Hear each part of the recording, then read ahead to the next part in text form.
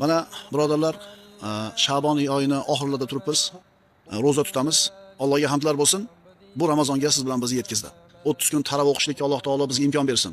Chunki qadri ne'matinda zavol, ne'matning qadri ana shu ne'mat zavolga yuz tutganda bilinadi. Ne'matni yo'qotib qo'yganimizdan keyin qadriga yetamiz. Endi duo qilaylik, Alloh taolo mana shu 30 kun rozani tutib, taravihni masjidlarda o'qishlikka Alloh o'zi muvaffaq qilgan bo'lsin. رمضان زمان البركات، رمضان زمان الحسنات، رمضان زمان البركات، رمضان زمان الحسنات، رمضان مجال الصلوات، يسمو بالنفس بمولاها، رمضان مجال الصلوات، يسمو بالنفس بمولاها. Bugungi mavzuyimiz Ramazon fazilati haqida. Tabiiyki, 2 kundan keyin, 3 kundan keyin roza bo'ladigan bo'lsa, siz bilan bizga mana shu Ramazonga tegishli bo'lgan ma'lumotlarni bilib, bu oyning fazilati haqida xabardor bo'lishimiz kerak bo'ladi. Mana birodarlar, Sha'bon oyi nihoyasiga yetdi. Ummat uchun bashorat, xursandchilikni olib, muborak Ramazon kelib kelyapti. Muborak bo'lsin Ramazon. Biz ustimizga birodarlar, xayriyat, barakat, mag'firat hamda do'zaxdan ozod bo'lishlik oyi, Ramazon oyi kelyapti. Muborak bo'lsin. Bu muborak oyda Alloh taoloning rahmati va marhamati mu'minlarga serob bo'lib yog'ilib turadi. Kim mana shu oyning xayriyatidan mahrum bo'lgan bo'lsa, haqiqatan mahrum odam ekan. Chunki Alloh biladi birodarlar, keyingi Ramazonga biz yetamizmi, yo'qmi? Toat, mag'firat oyi, nur, hidoyat oyi, Qur'on tilovati bo'lgan, barakot bo'lgan oy birodarlar. Buni g'animat bilishimiz kerak. G'animat bilishimiz kerak. Albatta siz bilan biz mu'minlar bu oyni hurmati siz bilan bizning qalbimizda oliy, makonati ulug' birodarlar. Mana shu oyda butun olamlarga rahmat bo'lib Muhammad Mustafa sallallohu alayhi vasallam payg'ambar bo'lib yuborilganlar. Rasululloh sallallohu alayhi vasallamning mana shu oy kirganda sahobalarga bir bashorat qilib aytgan bir qancha hadislarni o'qiymiz. Bu oyning fazilati, bu oyda qilingan amallarning bir boshqa oydagi amallardan farqi bir qator eslab qo'yamiz. Chunki bu narsalarni doim biz eshitamiz har Ramazonda. Alloh taolo aytadi, istaydi billah, "Fazakkir fa inna zikra tanfa'ul mu'minin." Eslating, eslatma bering, zero eslatma mu'minlarga foyda qiladi. Sizni ilm ahli ekanligingizni belgisi bor. Ya'ni siz ilm ahlidanmisiz, tolibi ilmmisiz? Belgisi shuki, 1000 marta eshitgan masalangizni 1001-marta eshitayotganingizda ham xuddi birinchi marta eshitayotgandek tinglab diqqat qilib o'tirgan bo'lsangiz, demak siz ilm ahlidansiz. Bu hadislarni eshitganmiz, bu hadislar oyatlarni bilamiz. Bilasizlar. Lekin hozirgi aytayotgan oyatga muvofiq eslatma berish kimlarga foyda qilar ekan? Mu'minlarga. Payg'ambarimiz sollallohu alayhi vasallam marhamat qiladilar, Imom Ahmaddan bu hadis. Qad ja'akum shahru Ramazon, shahrun muborak. Tahqiq ustingizga Ramazon oyi keldi. Muborak oy. Iftaradallohu alaykum siyamahu. Alloh uning ro'zasini sizlarga farz qildi. Yuftahu fihi abwabul janna va yughlaqu fihi abwabul jahim. Bu oyda jannat eshiklari ochiladi. Jahannam eshiklari berkiladi. Va tughallu fihi shayatin. Shaytonlar bu oyda bog'lanadi. Fihi laylatun khayrun min alfi shahrin. Unda 1000 oydan afzal bo'lgan bir kecha bor, Qadr kechasi. Man hurima khayraha faqad hurim. Mana shunday muborak oyni xayriyatidan kim mahrum bo'lgan bo'lsa, haqiqatan mahrum bo'libdi. Ramazon muborak bo'lsin birodarlar. Intiqib siz bilan biz xursandchilik bilan kutgan muborak oy keldi. Bu kelayotgan oyni xursandchilik bilan kutib olish yoki unga siqilishlik ikkita narsaga bog'liq. O'lchov va tushuncha. Qilayotgan ishingiz haqida tasavvuringiz to'g'ri bo'lsa, shu ishni qilayotganingizda sizga u ish huzur beradi. Qiylanib topgan pulingizdan sadaqa beryapsiz. Qiylanib topgan pulingizdan zakot beryapsiz. Agar nima qilayotganingiz haqida tasavvuringiz to'g'ri bo'lsa, u berishlik sizga huzur bag'ishlaydi, xuddi olishlik huzur bag'ishlaganidek. Demak, qilayotgan ishimiz haqida nima qilaylik? Qo'limizdagi telefonga zaryadka kerak. Kim bir marta, kim 2 marta zaryadka qiladi. Shu zaryadkasi tugab qolsa telefon o'chib qoladi. Siz bilan biz birodarlar, namozimiz bir kundagi 5 marta qilinadigan zaryadka. Dunyo bilan bo'lib, qalbimiz dunyoga berilib, siqilib bo'g'ilib turgan paytimizda namozga kelsak, bir iymonimiz quvvat oladida zaryadka olib qolamiz. Haftalik zaryadka bor. Bu juma namozi. Oyat, hadis, qissalar. Endi yillik bo'ladigan zaryadka bor. Bu nima? Ramazon ro'zasi. 1 yillik ozuqani olishligimiz kerak. Ramazon sabr oyi birodarlar. Shuning uchun Alloh azza va jalla siz bilan bizga Ramazon ro'zasini buyurdi. Allohga kerakmi biz ro'za tutishimiz? Kerak emas. Nimaga buyurdi? Har bitta buyruqning orqasida hikmat bor. Har bitta shariatimizda qaytarilgan, man qilingan ishni shu man qilinishligida hikmat bor. Payg'ambarimiz sollallohu alayhi vasallam aytadilar: "Man lam yada qawla zur va amala bihi, falaysa lillahi haja fi an yada ta'amahu va sharabahu." Kim roza tutgan odamlar deyapti payg'ambarimiz? Kim yolg'on gapni to'xtatmasa roza tutib turib va mana shu yolg'on gapga bo'lgan amalni to'xtatmasa, bu odamni yemay ichmay qo'yganini Allohga keragi yo'q. Birodarlar, rozadan maqsad yemay qo'yish, bir qator organizmni rohatlantirish, bir qator bir nima qilish, shlaglarni chiqarish emas. Astagfirullah. Ya ayyuhallazina amanu kutiba alaykumus siyamu kama kutiba alal ladina min qablikum la'allakum tattaqun. Ey iymon keltirganlar, sizlardan avvalgi ummatlarga farz qilinganidek, sizlarga ham roza tutishlik farz qilindi. Maqsad nima edi? La'allakum tattaqun. Shoyat taqvodor bo'lsanglar. Rozadan maqsad taqvo. Rozadan maqsad taqvo. Uyqusi yaxshi odamlarning rashodini qarang. Peshinda o'qtirib bitta tashlasam, asrgacha uxlaydi, qoyil. O'zi bir hisobda yaxshi. Bunaqa odam uxlagani yaxshi, chunki o'g'il bo'lsa gunoh qilgandan ko'ra telefon o'ynab har xil narsani ko'rib. Nima qilgani yaxshi? Uxlagani yaxshi. Lekin birodarlar, u rozadan maqsad uxlashmasda. Bizni rozamiz o'sha sahobalarda hayotidagi bo'lgan roza bilan taqqoslasak, bizni rozamiz uyqu va ovqat oyi. Birodarlar, roza tutishdan maqsad kelinlar ertamandan kechgacha oshxonada qolib ketmasin. Boshqa oyda yemaydigan ovqatlarni qilib yeymiz. Nima demadinglar? Kelinglar o'sha kelinlarga ham ozgina fursat beraylik. Chunki rozadan ko'zlangan maqsad la'allakum tattaqun. Shoyat taqvodor bo'lsanglar. Ozgina narsa bilan, endi rozaning hurmati yo'qmi, domla? Hurmat nima bilan o'lchanar ekan? Dasturxondagi ovqatni nechi xilligi bilan. Mana bu narsa noto'g'ri-da. Darsimiz boshida aytdik. Qilayotgan amalingiz haqida tasavvuringiz to'g'ri bo'lsa, bu ishni qilishingiz ham to'g'ri bo'ladi, qabul bo'lishi ham to'g'ri bo'ladi. Agar tasavvuringiz noto'g'ri bo'ladigan bo'lsa, ro'zada maqsad nima ekan? Taqvo ekan, taqvo sifati ekan.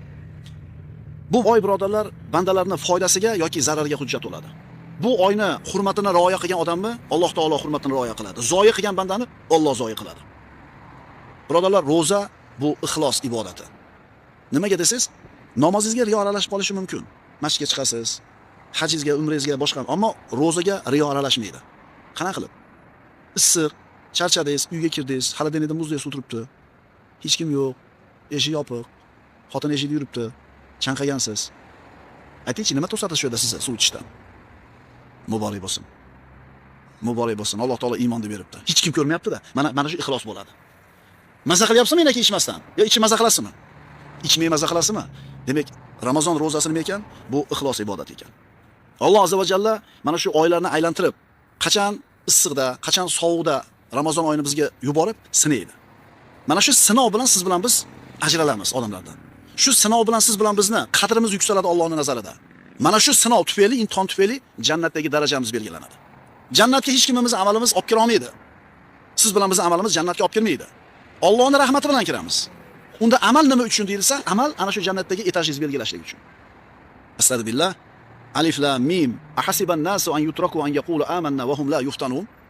Alloh taolo so'rayapti. Alif lam mim. Odamlar iymon keltirdik deyishlari bilangina imtihon qilinmagan hollarida o'z holiga tashlab qo'yishini o'yladilarmi? Alloh seni sinaydi banda. Roza bilan, kasallik bilan sinov. Holbuki biz ulardan avvalgi kishilarni imtihon qilgan edik. Bas shu imtihon vositasida Alloh iymon keltirdik deb rost so'zlagan kishilarni ham, yolg'onchi kimsalarni ham bilur. Vulkanizatsiyada shu mashinani qildiryapti bo'lsa, peshinda o'qib bo'lganmiz. Ro'paradagi do'konda 3 ta bir 50 da ustidagi akalar do'konda ochib ko'k choyni qo'yib ichib o'tirishibdi. Mayli sahari bordir, yaxshi gumon qilamiz. Mayli shu doktor tomonidan tutmang degan mayli, lekin ro'zani hurmati yo'qmidi? Nagilayda shunday qo'yishib ichib o'tiribdi. Hamma kafelar yopiq. O'sha mana bu naqada tasavvur, tushuncha noto'g'ri. Ha, ichmoqdan kasallik bo'lsa mayli, shariat ruxsat beradi, ammo hurmatini qilib qo'y. Birodarlar, bu oy g'animat oy, bu shamoldek bulutdek tez o'tib ketadi. Nafsini jilovlab tarbiyalab qolgan odam yutdi. Robbisining huzurida mana shu oy bandani foydasiga yoki zararligiga guvoh beradi. Alloh taolo mana shu Ramazonda ro'zasi bilan bandalarning azizligini yoki xor bo'lishligini tayinlaydi, belgilaydi. Bu oy bizning foydamizga yoki zararimizga hujjat bo'ladi. Ramazon keldi birodarlar, muborak bo'lsin. Biz ro'za deb aytadigan narsa arab tilida as-savm deyiladi. Savm Ramazon, Ramazon oyining ro'zasi.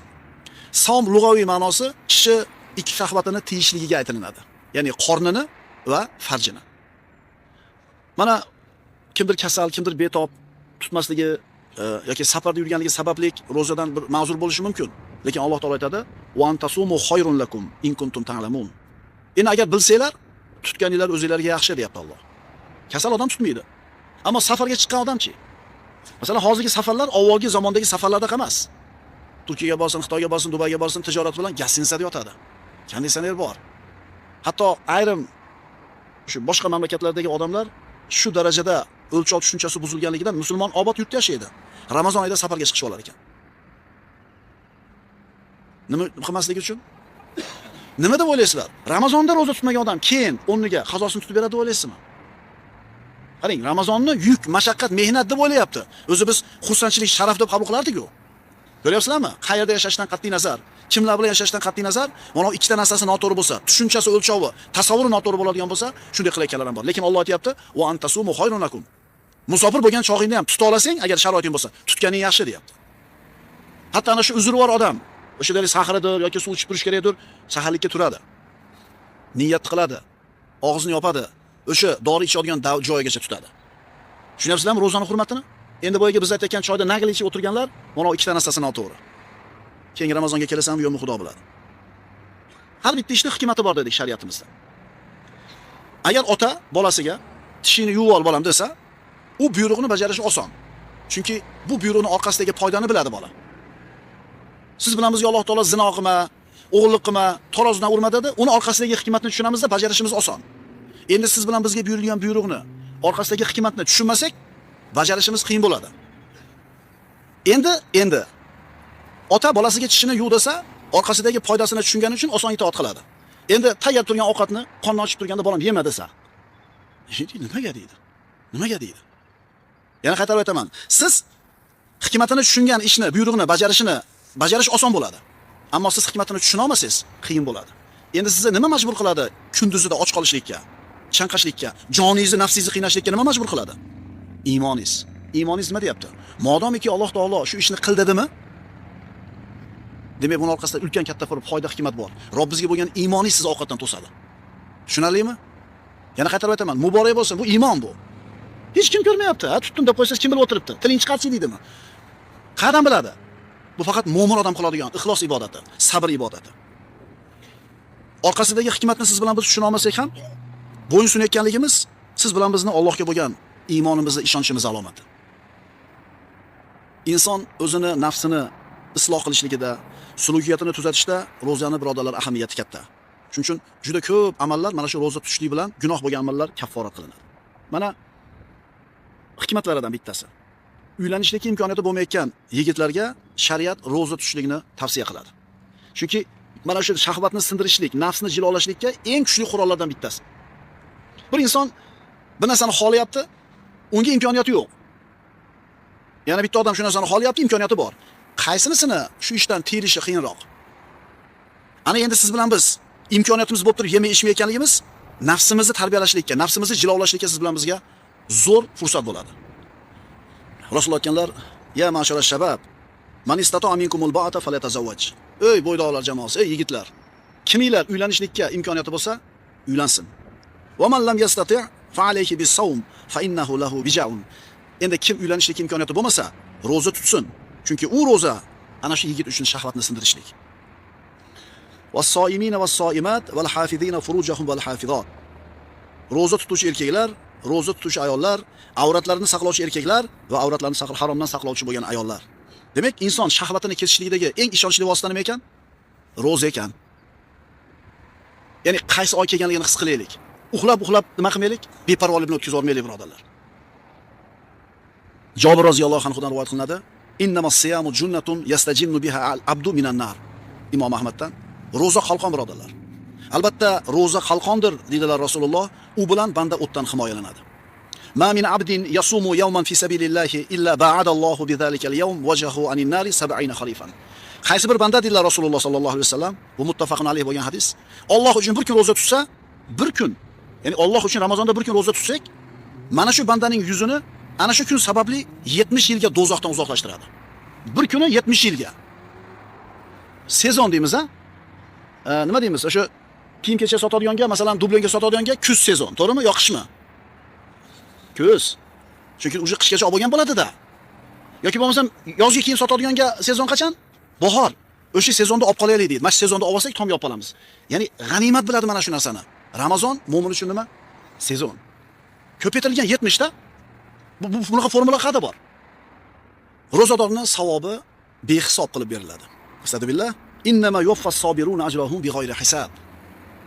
Albatta, sabirlarning, ro'zadorlarning ajrlari hisob kitobsiz beriladi. Kullu amal ibn adama lahu illa siyam fa innahu li wa ana ajzi bihi. Hadis qarang bir go'zalligini. Alloh taolo aytayaptiki, odam bolasining hamma qilgan amali o'zi uchun, faqat ro'zasi men uchun. Mana shu so'zga e'tibor beraylik. Namozingiz o'zingizga, sadaqangiz o'zingizga, zakotingiz o'zingizga, hajjingiz o'zingizga, o'zingiz uchun qilasiz. Faqat ro'zasi men uchun deyapti. Va mukofotini ham o'zim beraman deydi. Aytdi-ku, hech kim ko'rmaydi-da bu ro'zadorligingizni. Hech kim bilmaydi-da. Payg'ambarimiz boshqa hadisda marhamat qiladilar. Muhammadning joni qo'lida bo'lgan zotga qasamki, ya'ni Allohga qasamki, ro'zadorning og'zidagi hid Alloh uchun qiyomat kunida mushukning hididan ko'ra xushbo'yroq bo'ladi. Bo'lmasam, ro'zador odam ovqat yemaydi, suv ichmaydi, og'zidan noxush hid kelib qoladi. Endi mana shu hid o'zi noxush bo'lgani bilan Allohga mahbub. Nima uchun? Noxushligi uchun emas, kimdan kelayotganligi uchun. Qodir bo'lib turib yemayapti, qodir bo'lib turib ichmayapti. Kim roziligi uchun? Shu oy kelyapti, birodarlar. Yengli shimaraylik. Inshaalloh 30 kun taravaga chiqaman. Inshaalloh 8 rakatdan keyin nima qilmayman? Ro'zadorning ikki xursandchiligi bor. U ikkisi bilan xursand bo'ladi. Iftor qilgan paytda, bilasizlarmi shu xursandchilik bor, Xudoga shukr yetkazib oldim. Xursandchilikmi? Endi buni egizlik xursandchiligi bor. Robbisiga ro'baro bo'lgan kunda shu tutgan ro'zasidan xursand bo'ladi. Hozir aytdik, bu ajablanarli ish emas, chunki ro'zador bu Allohga bo'lgan iymonidan tutadi va o'zini sabrini shu bilan mustahkamlaydi. Ro'zadorlar Alloh ularning gunohlarini mag'firat qilib, o'zini jannatiga kiritadi. Alloh taolo marhamat qiladi, astagfirullah.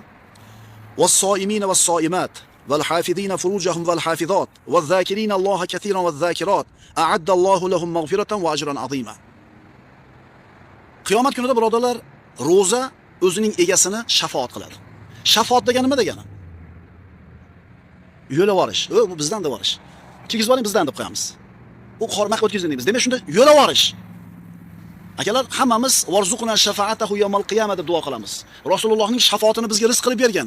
Biz o'sha o'tolmay turganda, qiylanib turgan paytimizda payg'ambarimiz kelib turib, "O bizdan bu, o'tkazib olinglar" deydi. Ro'za sizni shafaat qiladi. Yo'laydi. Payg'ambarimiz aytadilar, Imom Ahmaddan bu hadis: "As-siyamu wal Qur'anu yashfi'ani lil abdi yawmal qiyamah." Qur'on va ro'za qiyomat kunida shu ikkala amalda qilgan bandani shafaatiga oladi. Talavadan chiqib ketayotgan ukalar 8 rakatdan, mayli, o'zi talaba sunnat, o'qimagan odam gunohkor bo'lmaydi. Ammo chiqib ketib qiladigan ishingiz bilan mayada turgan paytingizdagi qiladigan ishingizni taqqoslab ko'ring. Qiyomatda ro'za bilan Qur'on shafaat qiladi deyapti. Bitta harfiga 10 ta savob bor Qur'onni. Siz tashqarida nima qilasiz chiqib? Keling, niyat qiling, shu Ramazonda xuftondan keyin telefonni o'chirib tashab qo'yaman uyga. Masjidga telefonsiz kelaman. Shunda ro'za aytadi qiyomat kunida: "Ey Robbim, men bu bandangni kunduzi taomidan, shahvatidan man qildim. Meni shafaat qildirgin" deydi. Qur'on deydi, uni tunda uyqudan man qildim. Meni unga shafaat qildirgin deydi. Bas Alloh izn beradi, ikkalasi shafaat qiladi. Ro'za bilan Qur'on, ro'za bilan Qur'on. Ro'za ixlos ibodati dedik. Qilayotgan amallarga shubha, riyo kirib qolishi mumkin, ammo ro'zaga kira olmaydi birodarlar. Hech kim ko'rmaganda ham Robbisidan qo'rqadi, ro'za tutadi. Nafsingizni qiynab, chanqab ichmayotgan paytingizda, qorningiz ochib yemay turgan paytingizda Alloh taolo aytadi-da: "Ey banda, sen meni taniysan. Meni yaxshi ko'rasan, o'shuning uchun tutyapsan. Meni ko'rib turishimga iymoning komil, o'shuning uchun parvoga tushib ham ichmayapsan, tomga chiqib ham ichmayapsan." Bu qalbingizga huzur bag'ishlaydi birodarlar. Ro'za jannatga olib boruvchi sabablardan. Ko'pchiligimiz bilgan hadis, albatta jannatda Rayyon deb nomlanadigan eshik bor. Undan faqatgina ro'zadorlar kiradi. 8 ta eshigi bor jannatda. Alloh bizga 8 arasiga yo'l bersin. Lekin bittasi ochilib qolsa yutdingiz. Mana shu Ramazon oyi birodarlar. G'animat bilaylik. U eshikdan faqat ro'zadorlar kiradi, oxirgi ro'zador kirib bo'lgandan keyin yopiladi, boshqa birovga ochilmaydi o eshik. Savol bo'ldi payg'ambarimiz sollallohu alayhi vasallamga: "Ya Rasululloh, meni jannatga olib kiradigan, meni do'zaxdan uzoq qiladigan amalni o'rgating." Rasululloh aytdilar: "Ro'zani o'zingizga lozim tuting. Chunki u amalga teng boshqa amal yo'q." Haligi sahoba ikkinchi marta meni bir amalga buyuring deganida, "Ro'zani o'zingizga lozim tuting, chunki unga teng bo'lgan boshqa amal yo'q" dedilar. Ramazon oyi keldi birodarlar. G'animat bilaylik. Imom Termiziyda keltiriladi, Ramazon oyining birinchi kechasi bo'lishi bilan shaytonlar va itoatsiz jinlar bog'lanadi. O't eshiklari berkitiladi. Ulardan biron eshik ham ochilmaydi. Jannat eshiklari ochiladi. Ulardan biron eshik berkilmaydi. Nido qiluvchi nido qilib: "Ey yaxshilik istovchi, shoshil. eng yomonliklarni istovchi, ma'siyatlarni ozaytir deydi. Do'zaxdan bandalar ozod qilinadi va bu har kecha sodir bo'ladi. Darsimizning nihoyasida Talhat ibn Ubaydullohdan u kishi tush ko'rdi. Tushida jannat eshigining oldida turgan edi. Ibn Mojadan bir rivoyat. Payg'ambarimiz sollallohu alayhi vasallam oldiga ikkita odam kelib iymon keltirdi. Talhat ibn Ubaydulloh ko'rdi. Shu ikkalasi o'ldi. Bittasi ikkinchisidan ishtihodliroq edi. Yana jihodda shahid bo'ldi. Ikkinchisi 1 yil keyin o'tdi, oddiy o'lim bilan o'ldi. Endi mana shu ikkala kishini Talhat ibn Ubaydulloh roziyallohu anhu jannat eshigi oldida ko'rdi. Uchalamiz turgan ekanmiz deydi. Eshik ochildida birinchi bo'lib shahid bo'lib o'tganda emas, ishtihodli bo'lgan odamda emas, 1 yil keyin oddiy o'lim bilan o'tgan kishini olib kirib ketdi. So'ngra qaytib chiqdi, yana ikkinchi boyagi odamni shahid bo'lgan odamni olib kirib ketdi. Uni qo'yib chiqqandan keyin senga hali bu yer mumkin bo'lmadi. Qayt dedi, qaytdim. Uyg'ondida shu tushini aytib berdi. Odamlar hayron bo'lishdi subhanalloh deb. Shunda payg'ambarimiz sollallohu alayhi vasallam min ayyi zalika ta'jabun? Nimaga hayron bo'lyapsizlar deb so'radilar. Ular aytishdiki, "Ya Rasululloh, ikkalasi bir iymon keltirdi. Birinchisi taqvoliroq edi, ishtihodliroq edi, yana shahid bo'ldi. Ikkinchisi endi el qatori oddiy, yana oddiy o'limi bilan o'ldi. Qanday qilib u burun kirib ketadi?" dedi. Payg'ambarimiz aytdilar, "Alaysa qad makata hada ba'dahu sana?" Ikkinchi o'lgan odam birinchi o'lgan odamdan 1 yil ko'proq yashadimi? Ha dedi sahobalar. "Va adraka Ramazona fasoma va salla kada va kada min sajdatin fi sana." Ramazon rozasini bitta oshcha tutdimi? Ya'ni 1 oy oshcha tutdimi rozani tutdi? 1 yillik namozda falon harakatini o'qidimi, sajdasini qildimi? Ha dedi. Rasululloh aytdilar, "Fama baynahuma ab'adu mimma baynas samai val ard." Endi bu ikkalasining o'rtasidagi maqomdagi darajadagi martaba osmon bilan yer orasidagi katta farqi bor dedi. Mana birodarlar, o'tgan yilgi Ramazondan bu Ramazonga kim yetib keldi, kim yetib kelmadi. O'sha bitta Ramazonda oshcha tutdi, 1 yil namozni ko'p o'qigan odamning darajasi balandroq bo'ldi. Chunki Ramazonni tutdi u. 1 yil oshcha namoz o'qidi. Alloh azza va jalla xayrli amallarimiz bilan umrimizni barakotli qilsin. Kelayotgan Ramazonda hammamizga Alloh muborak qilsin. Mana shu shijoat bilan, muhabbat bilan, g'ayrat bilan tutaylik. Muhabbat bilan qilingan amal sizga rohat beradi. Shuning uchun qilayotgan ishimizga agar muhabbat bilan yondoshadigan bo'lsak, qilayotgan ishimizga tushunchamiz, o'lchovimiz to'g'ri bo'lgan bo'lsa, u bizga mashaqqat bo'lishligi kerak emas. Alloh azza va jalla Qur'oni Karimda ya ayyuhallazina amanu kutiba alaykumus siyamu kama kutiba alal ladina min qablikum la'allakum tattaqun. Mana shu oyatga muvofiq, mana shu oyatga binoan Ramazon oyi ro'zasi siz bilan bizga farz bo'ldi. Siz bilan bizni huzurimizga kelayotgan Ramazon oyini qanchalik hurmatli, qanchalik aziz mehmon ekanligini bilishligimiz uchun albatta mana shu Ramazon oyidan avval bir qancha bir suhbatdan o'tkazishimiz zarur bo'ladi. Kishi mehmon kutar ekan, tayyorgarligi kutayotgan mehmonini qadriga qarab bo'ladi. Boshqa bola bo'lsa, oddiyroq qabul qilib qo'yamiz. Bir kattaroq odam bo'ladigan bo'lsa, uni istiqboli, uni kutib olishda unga bo'lgan sarf-xarajatimiz, tayyorgarligimiz o'shunga yarasha bo'ladi. Mehmon kutamiz, bir odam o'g'lini uylaydigan bo'lsa, mehmon keladi. Uyini boshqatdan qilib chiqadi. Insonga shuncha tarbiyali bo'ladi. Siz bilan bizga Ramazon sharif mehmon bo'lish arafasida turibdi. Bugungi darsimiz Ramazon fazilati haqidagi dars bo'ladi, toki kelayotgan muborak Ramazon oyini qanday kutib olishligimizni bir qator yana yodimizga solib qo'yaylik. Ey iymon keltirganlar dedi Alloh taolo, sizlarga roza tutishlik avvalgi ummatlarga farz qilingandek farz qilindi. Shoyat taqvodor bo'lsanglar. Kishini Ramazon rozasini tutishligi taqvosini ziyoda qilmaydigan bo'lsa, harom ishlardan tiyishligiga sabab bo'lmaydigan bo'lsa, Alloh taologa yaqinroq bo'lishlikka bir sabab bo'lmaydigan bo'lsa, bu odamning rozasi roza bo'lmabdi. Nauzubillah. Ichimizda roza kelyapti desa, ishi siqiladiganlar bo'lishi mumkin. Yeyishdan qolib qolaman, falon narsalardan mahrum bo'lib qolaman. Alloh saqlasin bunaqa bo'lishlikdan. Bu nifoqning belgisi. Ramazon oyi kelayotganligi bu siz bilan bizga bir ulug' bir xushxabar bo'lishi kerak. Qanchalik xursandchilik bilan kutib olyapmiz. Mana quyida Rasululloh sollallohu alayhi vasallam mana shu hadisga quloq solamizki, innal jannata la tunajjidu va tuzayyinu min hawlin ila al-hawl lidukhuli shahr Ramazon. Ramazon oyi kirishligiga jannat o'zini ziynatlarini yangilab, xilma-xil tusga kirib turadi. Ramazon oyi kelganligi sababli. Jannat tayyorgarlik ko'radi. Ramazon oyining birinchi kechasi kirgan kuni Alloh taoloning arshining ostidan bir hid o'tadi va jannat bu narsaga bir xursand bo'ladi, tayyorgarlik ko'radi. Alloh taolo jannatga buyuriydi. Ziynatlangin, bezaylaringni chiroyli qilgin. Seni huzuringga meni ro'zamni tutib qiylangan bandalarim keladi. Senga kerak rohatni yutishlar uchun. Rasululloh sollallohu alayhi vasallamdan juda ko'p hadislar bor. Mana shulardan birisini o'qiymiz. Rasululloh sollallohu alayhi vasallam aytadi, mana Imom Ahmad musnadlarida keltirgan, "Utiyat ummati fi shahri Ramazon khamsa hisolin lam tu'ta ummatun qablaha."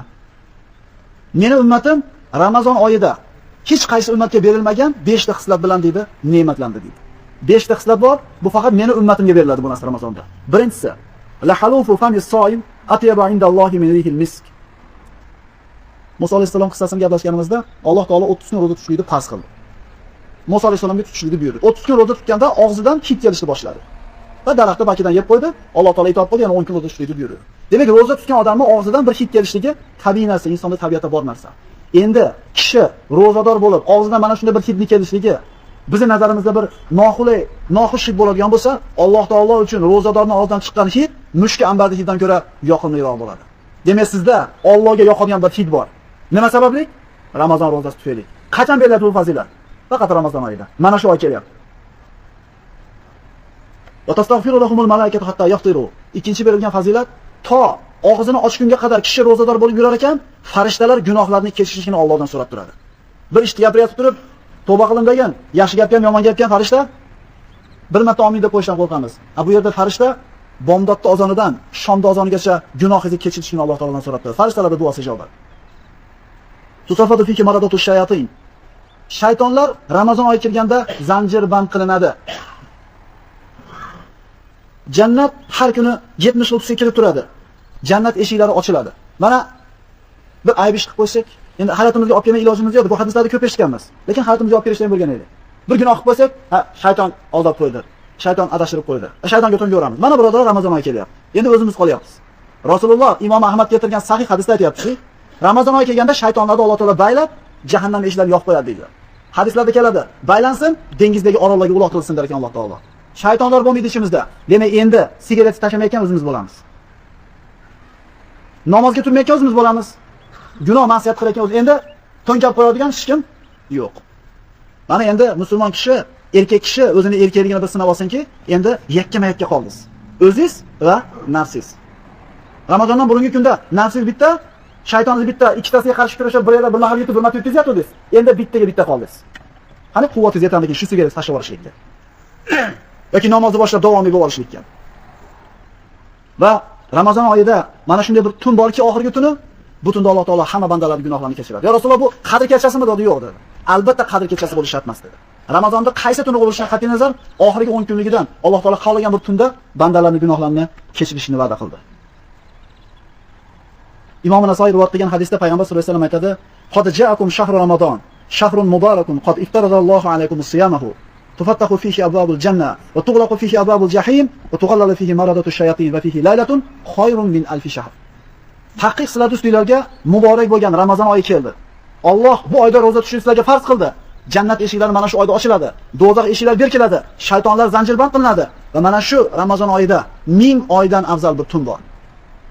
Bu qadr kechasi deydigan bo'lsak, inshaalloh ana shu qadr kechasiga yetgan kunimiz batafsil bu to'g'risida gaplashamiz. Oxirgi 10 kunligini istaylar dedi Rasululloh sollallohu alayhi vasallam. 1000 oy degani 83 yildan ko'proq bo'lgan umr. Hozir 80 ga kelishlik xayol bo'lib qoldi. O'rtacha 60, o'rtacha 70 ga kirsam deyapmiz. 83 yil tinmasdan ibodat qilgan odam, biror marta sajdadan peshonasini ko'tarmasdan, gunoh qilmasdan 83 yil ibodat qilgan odam ibodati bilan qadr kechasida 2 rakat namoz o'qigandan ibodat taqqoslansa, mononsi ustun bo'laveradi. Duo qilaylik, Alloh yetishsin. Sahobiylar Ramazon oyi tugagandan keyin 30 kun ro'zani turib, 30 kun xatmi Qur'onlarda, taravih namozlarida qoyim bo'lib, zo'r tutib qo'yib turib, qolgan 6 oy yig'lagan ekan. Parvardigor qabul qildi. Xudoga shukr. Ketdi. Demagan ekan, qabul qilgin deb qo'rqgan. Endi qolgan 5 oyida Parvardigor Ramazongacha o'ldirma deb so'rashgan ekan. Chunki Ramazonda o'lishni orzu qilgan ular. Chunki Alloh akbar deb imom janozaga quloq qoqqanda, Ramazon oyida o'lgan odamning orqasida hamma ro'zadorlar og'dash, ro'zadorlar quloq qoqqan bo'ladi. Ro'zadorlar amin deb turadi. Ramazongacha o'ldirmagin deb duo qilib so'rashar ekan. Salaf solihlar aytadi, bir Ramazon bilan ikkinchi Ramazon o'rtasidagi gunohlarni Ramazon yuvib turadi. Ikki hajning o'rtasida qilingan gunohlarni haj yuvib turadi. Ikki juma o'rtasida bo'lgan gunohlarni juma yuvib turadi. Ikki namoz o'rtasida bo'lgan gunohlarni namoz tozalab turadi deyman. Demak, 5 mahal yuvinib turibdi gunohdan. Haftada bir marta jumada yuvinib turibdi. Bir marta Ramazonda yuvinib turibdi va ikkita haj qiladigan bo'lsa, o'rtasida gunohlar yuvinib turibdi. Mana shunday muborakga keldik. Ramazon oyini g'animat bilishimiz kerak bo'ladi. Rasululloh sollallohu alayhi vasallam kunlarda birida minbarga chiqib ketayotib, 3 marta amin, amin, amin dedi. Mashhur hadis. Sahobalar, "Ya Rasululloh, 3 marta amin dedingiz-a?" Payg'ambar sollallohu alayhi vasallam sababini aytdiki, Jibril keldi oldimga dedi, alayhissalom. "Ey Muhammad" dedi, sollallohu alayhi vasallam. "Siz ismi zikr qilinganda sizga salovat aytmagan xor bo'lsin. Amin deng" dedi. "Amin" dedim dedi. Demak, Rasululloh deyildimi, Muhammad alayhissalom deymiz, sallallohu alayhi vasallam demagan xor bo'ladi. "Amin deng" dedi, "Amin" dedim dedi. Ikkinchisi, "Ya Rasululloh, sallallohu alayhi vasallam. Ota-onasini ikkalasi tirik bo'lsa yoki birortasi tirik bo'lsa, shularning duosini olib, jannatda o'zini chiqolmagan odam xor bo'lsin. Amin deng dedi, amin deb duo ketdi. Yoshlarga taalluqli bu. Va uchinchisi, Ramazon oyida bir odam hozir bo'lsa, Ramazon oyiga guvoh bo'lsa-yu, lekin gunohlarni tozalab, ro'zada yaxshi ro'za tutib, jannatda o'zini chiqolmagan odam xor bo'lsin. Amin deng dedi. Rasululloh amin dedi. Duo ketdi birodarlar. Mana shunday oy kelyapti. Mana shunday bir xursandchilik oy kelyapti. Man soma Ramazona va qamahu imanan va ihtisaban g'ufira lahu ma taqaddama min dhanbi. Mashhur hadis Imom Buxoriy va Muslim rivoyati. Kim Ramazon ro'zasini iymonan va ihtisoban qoyim qilsa, avvalgi hamma qilgan gunohlari kechiriladi. Iymonan degani, bu degani Allohning beradigan mukofotiga ishonib degani. Savob beraman dedi, jannatni beraman dedi, gunohlarni kechiraman dedi, ishonishligi. Ihtisoban degani qilgan xatolardan qo'rqqan holda. Gunohlarini bo'yniga olgan holda tutadigan bo'lsa, Alloh taolo gunohlarni kechiradi. Bitta narsani sababli. Bu Ramazonda sharofat tufayli. Ramazon haqida gapiradigan bo'lsak, mana boshqa sayyoralarda aqlli mavjudotlar bormi, yo'qmi degan savol bor. Agar faraz qilinki, shunaqa bir mavjudotlar bo'lsa, ularda bir texnologiyalari, ilm fani bizdan ilgari bo'lsa, ular bilan aloqaga chiqsak, bizning hayotimizda juda ko'p mushkullarni oson qilib qo'ysa, o'shalar bilan uchrashgan, tanishgan kunimiz bayram bo'ladi, shunday emasmi? Mo kunimizga svet kelgan, mo kuni mahallamizga gaz kelgan deb gapirib yuramiz-ku. Sizda dunyoviy ozgina qiyinchiligingizni yengillatib qo'ygan kun siz uchun bayram.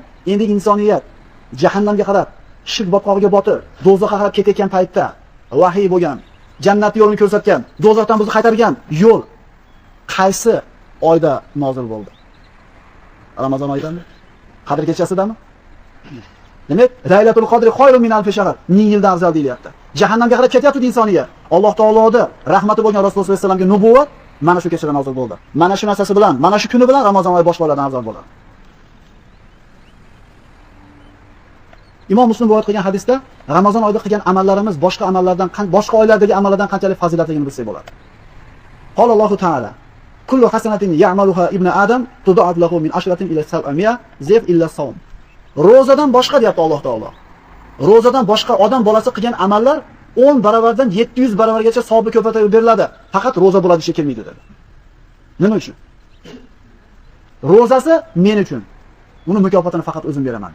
Mana shuni mulohaza qilaylik shu yerda. Namoz o'qiyotganimizda ko'nadi odamlar. Dunyoga chiqmadingiz deydi.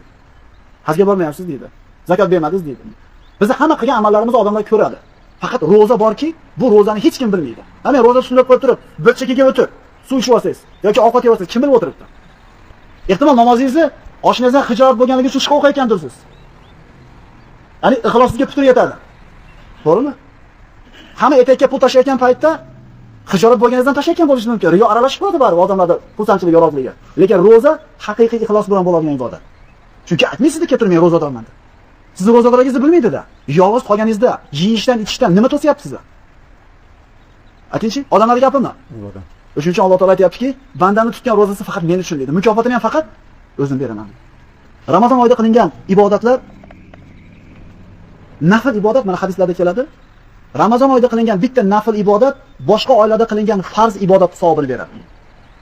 Qo'pol qilib olsak, kumushning narxi Ramazonda oltin narxiga barobar qoladi degan. Tushuntirib olyapmanmi? Boshqa mahalda 1 so'm sadaqa qilgan bo'lsangiz, 70 so'm yozilgan bo'lsa, Ramazon oyida qilgan 1 so'm sadaqangiz 7 million bo'lib yozilishi bor. Ramazon oyida qilingan nafl ibodatlarning savobi farz savoblarida yoziladi boshqa oylarda. Endi Ramazon oyida qilgan bitta savobingiz-chi, boshqa oylarda qilgan farz amallarda 70 barobar savobidan ko'proq ziyoda bo'ladi. Demak, Ramazon musulmon odamning o'ljasi ekan. Sezon ekan. Bosib qolishlik kerak ekan. Savobli amallarni to'plab qolishlik kerak bo'lar ekan. Agar g'animatda bo'ladigan bo'lsak. Chunki mana ertaga indinga ro'za keladi deyapmiz. Juda ko'p boshimizdan o'tgan. Chiqib ketibdi, ro'za qara deymiz. 14 kun bo'libdi, men ro'za deymiz. Yoki ana shu hayit namozini o'qiyotganda qarang, 30 kundan nima o'tdi? Hali boshlangani yo'q. Tayyorgarlik ko'raylik. Rasululloh sollallohu alayhi vasallam Ibn Hibbon Musnadda kelgan hadisda aytadi: "Tasahharu fa inna fis suhuri baraka." Saharlik qilinglar deydi. Albatta saharlikda baraka bor deydi. Endi ro'za tutishni o'zi yurtsak. Hadislarda keladi, Alloh azza va jalla, mana payg'ambar sollallohu alayhi vasallam aytadi, Alloh saharlik qilganlarni yaxshi ko'radi. Saharlik qilinglar. Hali bo'ladi-yu, turib niyat qilib yotaveradiganlar. Yoki bir niyat qilib 10da turadiganlar. U noto'g'ri bu. Payg'ambar sollallohu alayhi vasallamning sunnati sahar turishlik. Appetitingiz yo'q bo'lsa ham, yegan ish narsa yo'q bo'lsa ham turib bir piyola suv bo'lsa ham ichib niyat qilib qo'ying. Chunki payg'ambarimiz saharda baraka bor deyapti. Saharda turgan kishilarni Alloh yaxshi ko'radi.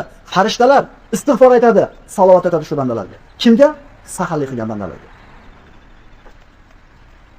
la tazal ummati bi khayrin ma ajjalul al-futur va akhara as-suhur. Men ummatim iftorlikka shoshilib turar ekan. Ya'ni birinchi vaqtida og'iz ochishga intilib turar ekan, ozon aytishiga va saharlikda ozon aytishiga taqab borar ekan, yaxshilikda bo'laveradi deydi. Demak, saharlikda oxirgi vaqtga olib borib, og'iz ochishni birinchi mahalda ochishlik musulmon kishini yaxshilikda turganligini alomat hisoblanadi. Mana boshqa oylarda qilingan savobli amallarni Ramazon oyidagi qilingan amallarga farqi bo'lgandek, Ramazon oyida qilgan gunohlarimizni boshqa oylarda qilgan gunohimizga bir xil bo'lmaydi. Savobi ko'p, demak gunohi ham ko'p bo'laveradi. Rasululloh sollallohu alayhi vasallam ikkita ayol g'iybat qilib turgan edi Ramazon oyida, chaqirdi. Oldilariga jonni qo'ydi, qayt qilinglar dedi. Qayt qildi, qon tupurishdi, go'sht tupurishdi. Payg'ambar sollallohu alayhi vasallam aytdiki, halol narsa bilan saharlik qilishuvdi, harom narsa bilan og'izlarini ochdi dedi. Hop, boshqa mahal. Endi qarangda, biz roza tutsak, yeyishdan, ichishdan aloqadan tiyilamiz. Boshqa hamma gunohimiz ketaveradi. Bilasizlarmi? Ana shu ikkita ayolni payg'ambarimiz aytibdi, saharlik qilgan edi deyapti, lekin g'iybat qildi, roza ochilib ketdi deyapti. Necha marta ochaveramiz mana rozamizni bir kunda? Mana g'iybat degan dars o'tdik-a? Bir o'zimizga bir vazifa bergan bo'ldik, bir kun g'iybatsiz yashab ko'rishni. Necha marta rozamizni ochyapmiz, yana nima deb qo'yamiz? Insonga alam qilmaydimi? 30 kun roza tutsa-yu, qiyomatga borib turib, men rozadorlardanman deb rayon degan jannat eshigidan kiraman desa kirgizilmasa. Chunki nimaga kirmaydi desa, saharlik qilgan to'g'ri, lekin ochavergan rozasini. G'iybat bilan, shikoyat bilan, ko'z zinosi, qo'l zinosi, til zinosi bilan. Alhamdulillah, yeyish ichishdan tiyilishlik uddasidan o'tyapmiz. Endi keyingi bosqichga o'tish kerak bo'ladi. Roza kelmasa turatyapmiz bu narsani. Eskini oxiroq ish topganda boshqa qilsam bo'ladi ekan demaslik uchun boshqa ketyapti daflar. Payg'ambar sollallohu alayhi vasallamdan sahih hadislarda keladi, musulmonni deydi, bugungi kuni kechagi kunidaqa bo'lmaydi. Ya'ni o'sish kerak degan musulmon. Endi ertangi kuni bugungi kundaqa bo'lmaslik kerak deydi. Demak, ikkita ayol g'iybat qiluvdi, roza ochilib keldi. Rozani birinchi kun e'tibor berib turaylik-da. Hali bilmasdan yeb qo'yib, desimizga tushib ketaylik deb qo'yamiz. Alloh ovqatlantirdi deb shu tavil qilib qo'yamiz-a? Alloh nima qildi? Taomlantirib. Endi g'iybat qilib qo'ysa unaqa bo'lmaydi. Alloh g'iybat qildirib qo'ydi deb nima o'zi roza ochildi degani. Rozaga mana kishilarning rozasiga bir qaytadigan bo'lsak, quyidagi hadisga quloq solaylikki, yutallohu hadihil thawaba liman yufattiru soiman. Payg'ambar sollallohu alayhi vasallam sahih hadislarda mana aytadi. Kim rozador kishini iftorlantirsa, bitta qulni ozod qilgan savob beriladi va gunohlari kechiriladi. Shunda sahobalardan ba'zilari ya Rasululloh, hammamiz ham qodir emasmiz-da bu qorni to'g'izgani desa, qorni to'g'izish degani albatta iftor qilib bo'ktirib chiqarish degani emas. Bir dona xurmoni bersa, bir qo'plam suvni tutsa, og'zini shu narsa bilan ochib olsa shu ajr bor dedi. Kim qodir emas aytingchi? O'sha olgan xurmoyizdan bir likop qo'shniga chiqarib olib imonni og'z ochib qo'yiladi. Ana shu uyda nechta odam roza tutgan bo'lsa, o'shancha odamni topgan savobiga ega bo'laverdingiz. Yana narigilarga kam bo'lib qolmaydi savobi. Ramazon oyi xayr saxovat oyi. Xayr saxovat bu atrofdagilarga emas, bu o'zimizga asli bilsak. Berganimiz bizniki, qolganiga javob beramiz. Endi kim agar rozadorni qornini to'g'izib iftor qiladigan bo'lsa, ajri yana ham ziyoda bo'ladi. Rozadorlar 3 xil bo'ladi. Rozadorlar 3 xil bo'ladi. Mana diqqat qilib quloq solaylik. Bir odam roza tutadi, yemaydi, ichmaydi, aloqa qilmaydi. Bu hammaning rozasi. Bu ommaning rozasi. Hamma shunaqa roza tutadi, lekin boshqa ishlar ketaveradi o'z o'rniga. Ikkinchi, xos bandalarning rozasi. Bu ommaning rozasi dedik. Endi xos bandalarning rozasi. Xos bandalarning rozasi bular yemaydi, ichmaydi, aloqa qilmaydi, ko'zni rozasini tutadi. Tilni rozasini tutadi. Qo'lni rozasini tutadi, oyoqni rozasini tutadi. Ya'ni mana shu a'zolarini harom qilingan gunohlardan tiyadi. Zo'ra. Bu o'zi roza doim bo'lish kerak edi. Ko'zimizni tiyishimiz kerak edi, tilimizni tiyishimiz kerak edi. Endi Ramazonda ham tiyolmayotgan bo'lsak, bilmadik nima qanaqa bo'ladi. Demak, ommaning rozasi mana 3 ta narsa. Xoslarning rozasi yemaydi, ichmaydi, aloqa qilmaydi, a'zolarni gunohini qilmaydi. Endi uchinchisi bor. Xossatul xusus deyiladi. Bu xos bandalar bo'ladi. Bular yemaydi. Ramazon oyida kunduzi ichmaydi, aloqa qilmaydi, a'zolarini gunohlardan tiyadi va qalbni rozasini tutadi. Insonning qalbida bir gunohga moyillik bo'lgandan keyin ko'z qaraydi. Insonning qalbi xolagandan keyin til g'iybat qiladi. Insonning qalbi xolagandan keyin haromga qo'l uradi. Agar insonning qalbida shu gunohlarga chegara qo'yilgan bo'lsa, oyoq qo'l ishlamaydi u ishga. Siz birovning haqqini haromdan yeyishlikni qalbingiz bilan xolamaysiz, qo'lingiz hech qachon olmaydi. Bu buyruq berayotgan qalb bo'ladi. Siz nega qo'lingiz bilan gunoh qilasiz? Chunki qalbingiz xolayapti bu narsani. Aytamiz-ku, o'zingizga mahram bo'lgan ayolga shahvat ko'zi bilan qarashlik sig'maydi qalbga. Shuning uchun ko'z hech qachon qaramaydi bu tomonga. Lekin ko'chadagilarga nisbatan qalbingizga sig'adiki, ko'zingiz qaraydi. Demak, 3-toifa odamlar, ular qalbi bilan roza tutadi. G'iybat shikoyat qalbga kelganda qalbni o'zidan tiyib qo'yadi, tashqariga chiqarib o'tirmaydi. Birovni so'kish kerak bo'lgan paytda qalb bilan tegib qo'yadi, til so'kilmay qo'yadi. Bu haqiqiy Allohning valilarining ro'za tutgan ro'zasi bo'ladi. Ommaning ro'zasi, xossaning ro'zasi va xossata xusus Allohning xos bandalarining ro'zasi. Biz shunga intilishimiz kerak, eng kamida 200 yil yashaylik shunda. Qiyomat kunida tutgan ro'zalarimiz, o'qigan taravih namozlarimiz, Qur'onlarimiz bandaning ustida shafoatga o'tar ekan. Mana Payg'ambar sollallohu alayhi vasallamdan kelgan sahih hadislarda qiyomat kunida Qur'on turar ekan. Parvardigoro, buni men tunlarda qiyomul layl turgizganman. Qur'on xatmlari bo'lganda turgan, men guvohman. Saharlarda Qur'on o'qigan uyqusi kelgan paytda men guvohman. Meni shafaat berishlikka, shafaat qilishlikka izn ber, Alloh taolo ruxsat berar ekan. Ro'za kelar ekan, Parvardigoro, men guvohman. Yeyishdan, ichishdan o'zini tiygan. Men guvohman, shafaatga ruxsat ber, shafaat berar ekan. Shu qiyomul laylimiz, xatmi Qur'onda turganligimiz, tutgan ro'zalarimiz siz bilan bizni shafaatiga tortadi. Shuning uchun birodarlar, mana Ramazon kelmasdan turib aytamiz, bir oyga qattiq bir azmi qaror qilaylik. 30 kun xatmida tarovihda turaman deb niyat qilaylik. Ko'chalarda ham, bozorlarda ham, guzarlarda ham turibmiz. Gapirmaylik oshda gapni. Ertaga savol bo'lsa, Alloh uchun bir ish qilganmisan desa, 30 kun, 30 pora Qur'onda xatmida turganman degan biror bir hujjat bo'lsin bizga. Ixlos bo'lsin. Agar 30 kun turib qo'ysangiz, u keyinchalik oshingizni betiga urishlik uchun, sen chiqmayapsan deb pesh qilish uchun, minnat qilish uchun bo'lsa, chiqmaydi, qo'ying. Alloh uchun bo'lsa bo'lsin, bo'lmasa bo'lmay qo'yaversin. Sami'tu Rasululloh sollallohu alayhi vasallam yaqul: "Inna lillahi ta'ala hawlun hawla al-arshi mawdi'un yusamma hadiyatul qudus wa huwa minan nur fiha malaikatun la yuhsa 'adaduhum illa Allah ta'ala. يعبدون الله عز وجل عبادة لا يقدرون فاة فإذا كان ليالي شهر رمضان استأذنوا ربهم أن ينزلوا إلى الأرض فيصلون مع بني آدم فينزلون كل ليلة الأرض فكل من مسهم أو مسه سعيد السعادة لا يشقى بعدها أبدا." علي رضي الله عنه rivoyat qilingan hadisda payg'ambar sollallohu alayhi vasallam mana aytgan ekan. Alloh taolo shu hadis bilan tugatamiz darsimizni. Inshaalloh mana shu Ramazonda har kunida ana shu ozondan bir 15 daqiqa bo'lib shu bir mav'izalar bo'ladi. 8 rakatdan keyin bir 15 minut 20 minut ma'ruza bo'ladi. İnşallah bir paradan xatmi Qur'on o'qiymiz. Ramazon haqida qo'shimcha narsalarni inshaalloh ana shu darslarda gapirib o'tgan bo'lamiz. Bugun shu bilan kifoyalanamiz. Alloh taoloning arshining atrofida Hadiratul Qudus degan bir joy bor deydi Rasululloh. Bu nurdan deydi. Nurdan bo'lgan bir joy bor. Unda shunday bir ko'p Allohga ibodat qilib turgan farishtalar borki, ularning sanog'ini faqat Alloh taolo o'zi biladi deydi. Bular biror lahza ham Alloh taoloning ibodatidan g'ofil bo'lmasdan tinimsiz ibodatda bo'ladi, lekin Ramazon kechalari yaqinlashganda Allohdan izn so'raydi. Parvardigor, ruxsat bergin. Yer yuzidagi Ramazon kechalarida ibodat qilayotgan odam bolalari bilan birga ibodat qilaylik deydi. Ularga Alloh taolo izn beradi, tushadi va qaysi kishi bir farishtaga qo'li tegsa yoki qaysi bir kishiga farishtani qo'li tegsa, saodatni, rohatni his qiladi. Endi kim bu saodatni his qilgan bo'lsa dunyoda hargiz badbaxt bo'lmaydi. Inshaalloh mana shu kunlar kelyapti. Alloh azza va jalla ana shu farishtalarga bir yaqin bo'ladigan, orqasida farishtalar amin deb turadigan bandalardan bo'lishimizni nasib qilsin. Alloh azza va jalla mana shu Ramazon oyida qilgan ibodatlarimizni ixlos bilan qabul qilishini so'raymiz. Alloh taolo tavfiq bersin. Zero Alloh tavfiq bermaydigan bo'lsa, bizning qo'limizdan hech narsa kelmaydi.